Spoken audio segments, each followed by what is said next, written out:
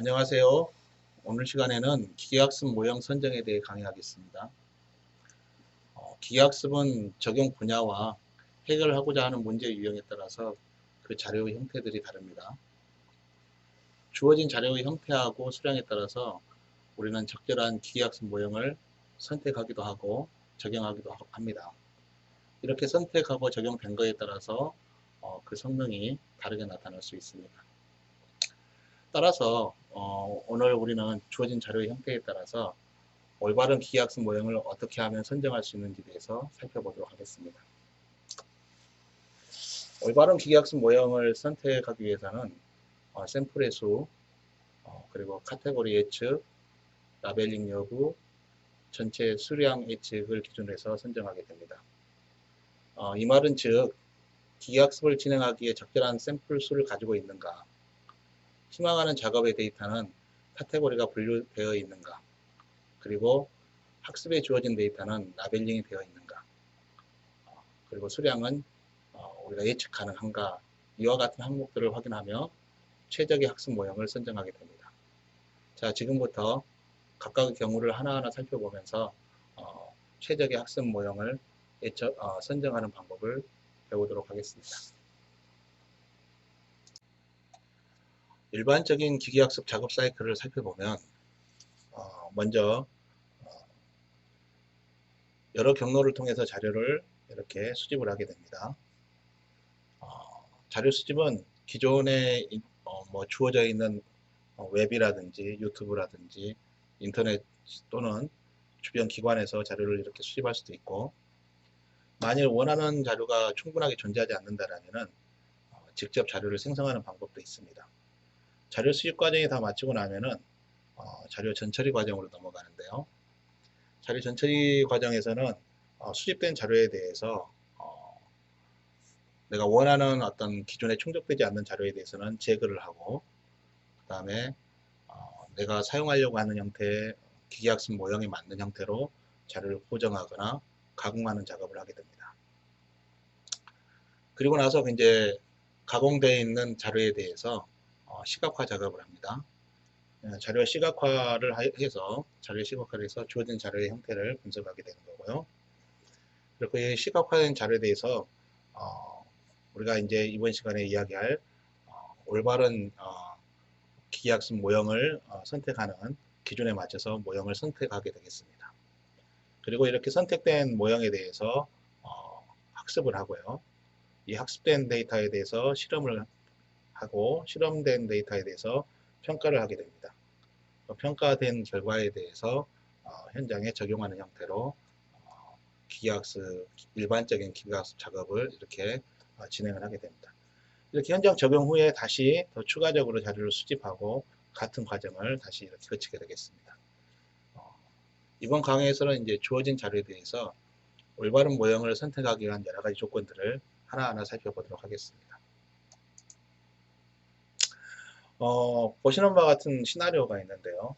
이거는 기본적으로 이제 기계학습에 적용되는 큰 네 가지 문제 유형으로 나누어 가지고 주어진 조건이 이 네 가지 유형 중에 어디에 해당되고, 그 네 가지 유형 중에서 그 세부적인 알고리즘들을 어떤 걸 사용하게 되는지에 대해서 기본 시나리오를 가지고서 살펴보게 되겠습니다.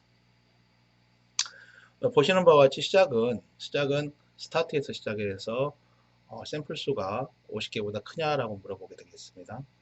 근데 기계학습에서 50개보다 더 그 작은 데이터인 경우는 더 많은 자료를 수집하는 단계를 거치게 되고요. 50개가 넘어서는 경우에는 다시 이게 이제 카테고리로 분류할 수 있느냐, 카테고리로 분류되어 있느냐라고 하는 것을 살펴봅니다. 그래서 카테고리로 이렇게 분류되어 있는 것에 대해서는 이게 이제 데이터 하나하나에 라벨, 즉 그 정답을 하나하나 체크되어 있느냐, 데이터에 대해서 안경이면은 이게 안경이다라고 하나하나 데이터마다 이렇게 매칭되어 있는 라벨이 있느냐. 라벨이 있으면은 이걸 이제 정답지가 있는 거에 대해서는 클래시피케이션이라고 하는 형태의 분류 과정, 분류 형태의 방법을 적용을 하고요. 라벨 되어지지 않는 거에 대해서는 우리가 클러스터링이라고 하는 이제 군집화 작업을 이렇게 하게 됩니다. 참고로 이제 클래시피케이션을 우리가 보통 이제 지도학습이라고 하는 슈퍼바이즈 러닝이라고 부르고, 클러스터링을 이제 언슈퍼바이즈 러닝, 비지도학습이라고 이렇게 일반적으로 부릅니다.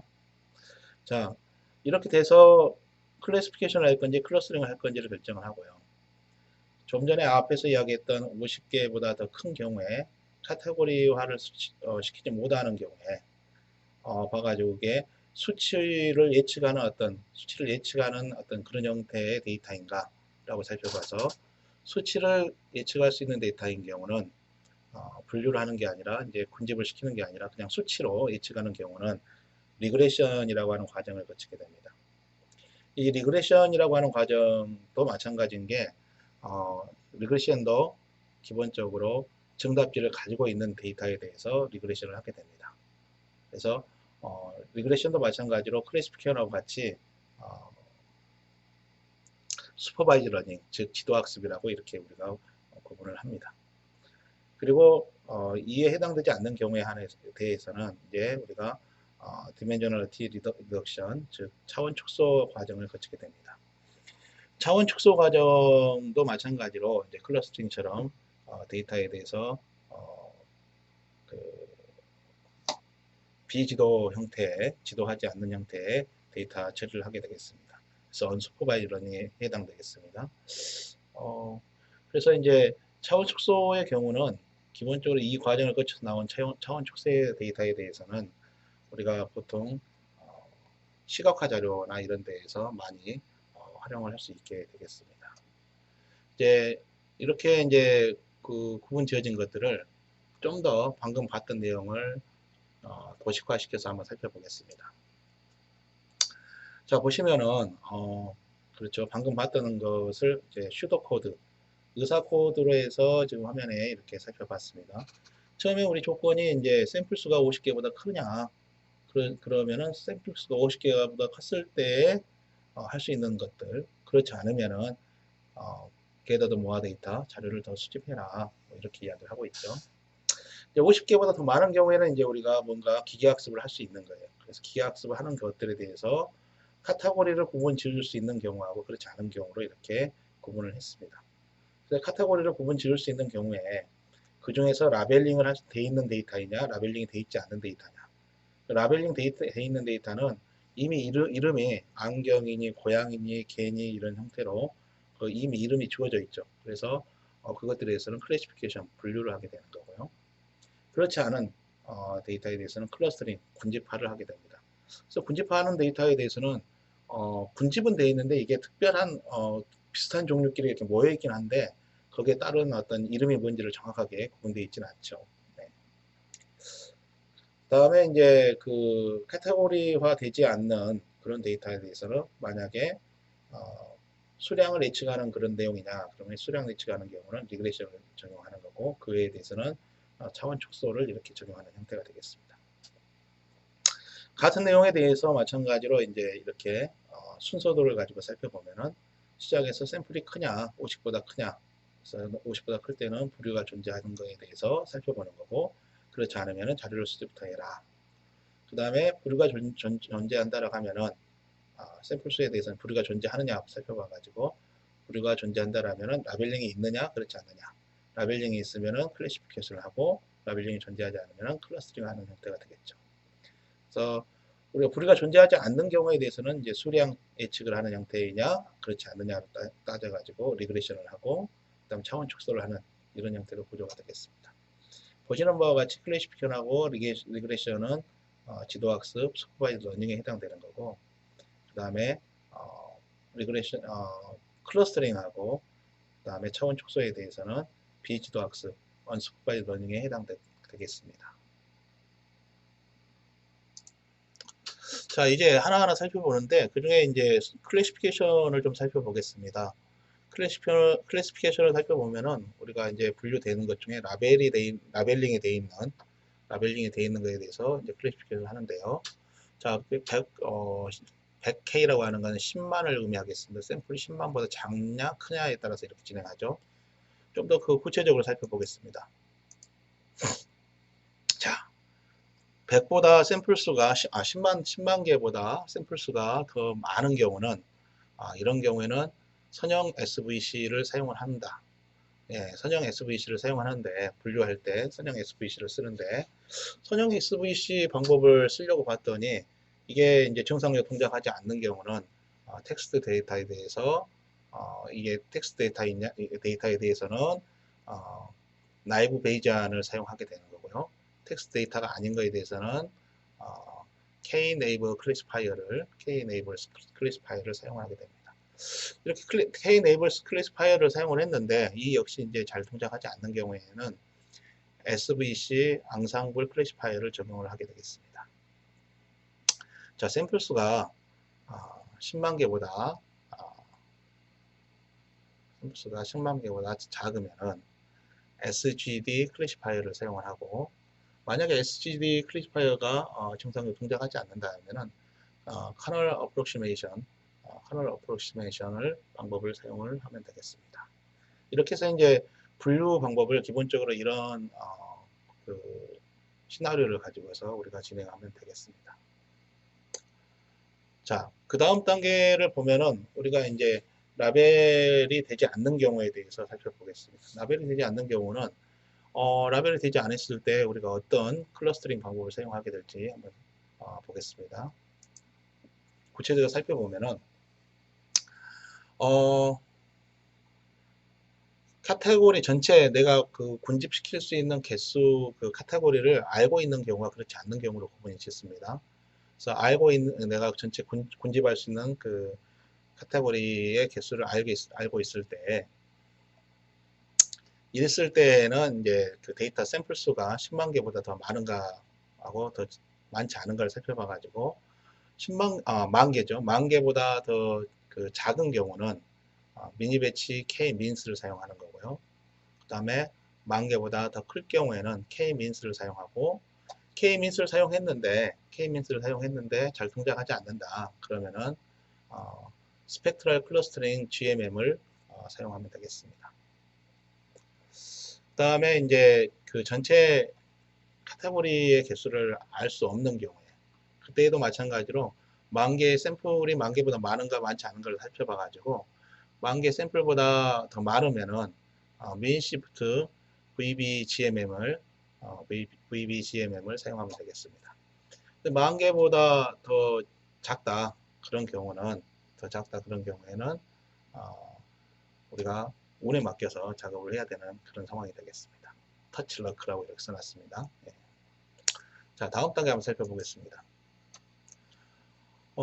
이번에는 카테고리화 시킬 수 없는 데이터 중에서 수치 예측을 하는 경우에 해당되는 경우다. 이 경우는 우리가 리그레션, 회귀 분석을 한다고, 회귀 분석 처리를 한다고 그랬죠. 자, 이때 내용도 좀 자세히 살펴보면은, 자, 회귀 분석을 하게 되면은, 역시 마찬가지로 데이터 개수가 이번에는 10만 개보다 더 많은가 적은가를 살펴봅니다. 10만 개보다 더 적은 경우는 SGD 리그레서를 사용해 가지고 우리가 회귀 분석을 하게 되는 거고요. 만약에 10만 개보다 더 많다면은 이것이 혹시 그 중에서 그 특징들이 적은 특징들을 가지고 하는 것들이 중요한가 그렇지 않은가를 구분을 합니다. 적은 특징들 갖고 하는 것이 중요하게 되면은 라쏘를 사용을 해가지고 이렇게 엘라스틱 네트의 라쏘를 사용해가지고 우리가 진행하면 되고요. 만약에 이제 그렇지 않다라면은 리치 리그레이션 SVR을 사용해서 선형 커널을 사용해서 이렇게 사용하면 되겠습니다.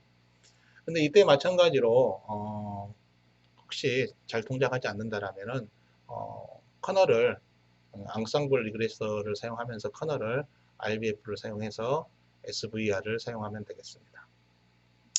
자, 이제 끝으로 이 모든 경우에 해당되지 않는 경우에 그럴 때는 이제 살펴보고 차원 축소를 해야 되는데요. 우리가 이제 그 시각화나 이런 데에서 이제 차원 축소된 데이터를 많이 사용을 한다고 그랬었죠. 예. 그래서 차원 축소를 하게 될 때 보면은 랜더마이즈 PCA를 일단 적용을 시켜가지고 이것이 정상적으로 동작하지 않는다라면은 PCA 즉 주성 분석이죠. Principal Component Analysis 랜더마이즈드 PCA를 했을 때 잘 동작하지 않는다면 만 개보다 샘플이 작은가를 살펴봐가지고 만 개보다 샘플이 많으면은 아이소맵 스펙트럴 인베딩을 사용을 하게 되고요.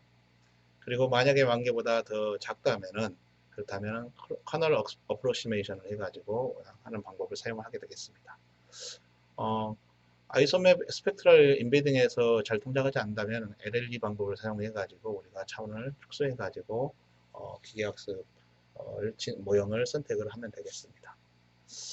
자, 우리가 여기까지 해가지고 전체적으로 기계학습 모형을 선정하기 위해서 샘플 수하고 그 다음에 카테고리, 라벨링, 그 다음에 수량 애칭 여부에 따라서 이렇게 네 가지 큰 네 가지 방법으로 이렇게 우리가 구분을 해서 그 안에서 어떤 그 알고리즘을 사용할 건지 최적의 알고리즘 어떤 것이 되는지에 대해서 기준을 한번 이렇게 배워보았습니다. 자, 여기까지 해서 우리가 올바른 오늘 기계학습 모형 선정하기를 배웠습니다. 수고들 하셨습니다. 감사합니다.